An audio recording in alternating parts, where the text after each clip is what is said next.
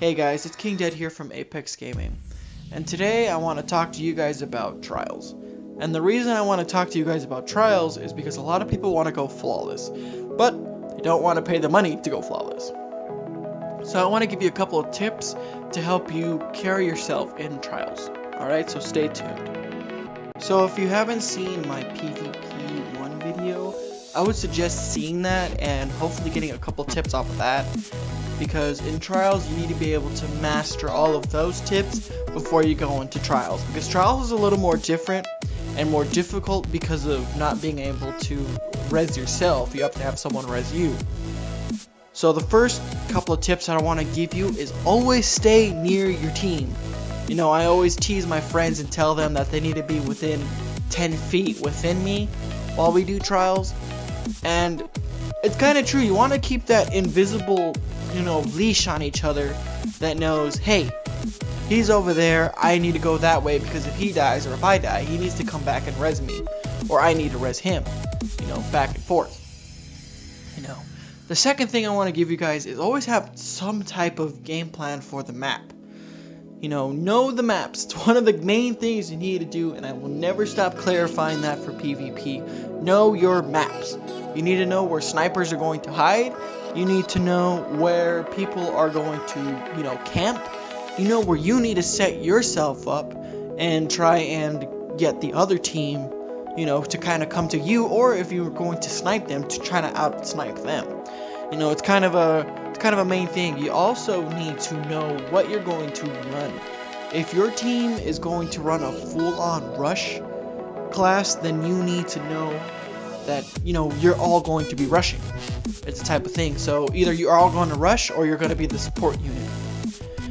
So you really need to know what role each person is running, is what I'm trying to say. If you're going to rush, then your team needs to know you are going to rush, and they need to know that they need to adapt to that. So, as soon as if you find someone on LFG, or if you have a normal trials team, always join in and let them know, hey, I'm running 2 shotguns, or I'm running a shotgun and an auto rifle. I'm running basically, close range weapons, and maybe they'll adapt to that themselves. They'll know, hey, alright, he's gonna run that, I'm gonna run a sniper, and I'm gonna run a close range weapon, so if he does rush, I might rush with him, or I might stay back and snipe.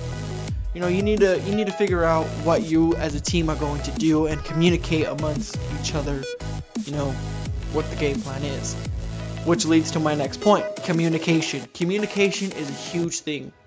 In trials, communication is the difference between going flawless and just going and getting destroyed each game. Communication is the main thing that you need in trials. If you don't have a communication, your team is going to lose. There is nothing you can do about it. Alright? That is the main thing. Trials is kind of like a communication war. Which team can which team can talk to each other in the most efficient way possible. That is trials. Alright?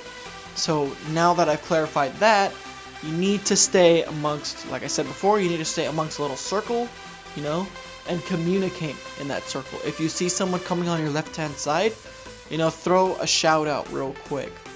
Like for the last map, if you knew the last map, or if you know the last map, there was a bridge in the center of the map. People would say they're coming from a bridge or waterfall. They're coming from the outside. Name little things that, that symbolizes the map that people might understand. If you see them coming down the middle, if they're running down a bridge, they say, hey, bridge. And then your team can adapt and, kind of come filter themselves toward the bridge and prepare for a full-on rush. If you see they're coming from the outside, call it out, like left side, outside. Something. You gotta make out your call outs. It's one of the most important things to do. Now, another thing I wanted to point out is to know your enemy. Now, I use trialstracker.com, and that's how I track people on the opposite team. I punch in their username and everything shows up. It shows their KD, what weapons they're running, and what to watch out for. So I use that. Your team might just go the old-fashioned way and not want to know their KD, because in my opinion, KD doesn't matter. Because I have very low KD on my Warlock, but I can destroy a full team by myself on my Warlock.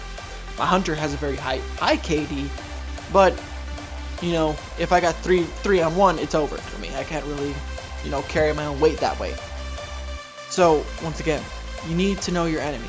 And the reason I say this is because if you see your enemies running full shotguns, more than likely they are going to rush you.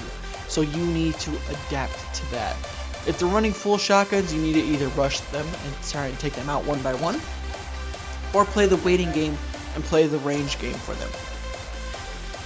Now, I've also seen this thing here, and I don't know if you guys run it or not, where teams will run a Bubble Titan and just wait for the time to expire, and then the Bubble Titan will have his bubble and just run in and drop the bubble on the flag. He'll capture it, he'll win the game.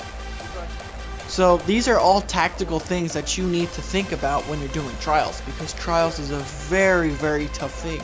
Trials is for the most expertise PvP players in the game. It's one of the most difficult things. So, and I also want to clarify, a trials is a ranked thing.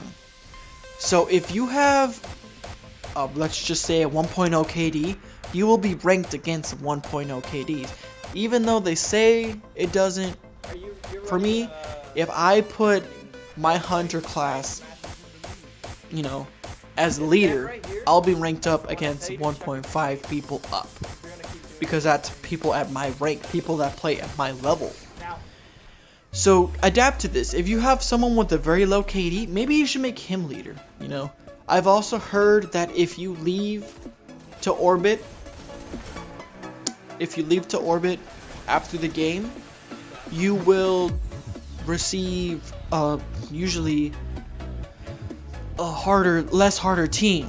You know, I've also heard that if you stay in the matches, you'll receive a less harder team. From experience, if I usually leave the game early, I'll get a less harder team. That's just me. You know, you kind of just want to figure out what's your best thing here. And kind of all I can really narrow down, my best help for you really is to, you know, kind of get you to watch that PvP1 video, because I really do narrow down everything that is really needed. Trials is more or less communication. If you can't master the communication in the game, then you're not gonna win. That is everything that I can think of right now that would help you for trials. And I really do hope this helps you. If it does, leave a comment below, like and subscribe, the usual. If you have any questions, just go ahead and message me yourself, and I will try and help you the best way possible. If you need help with your setup, you know, just let me know and I'll try and help you out. Alright, so I hope I helped you. I hope I helped anyone who watches this video. Like and subscribe, and thanks for watching.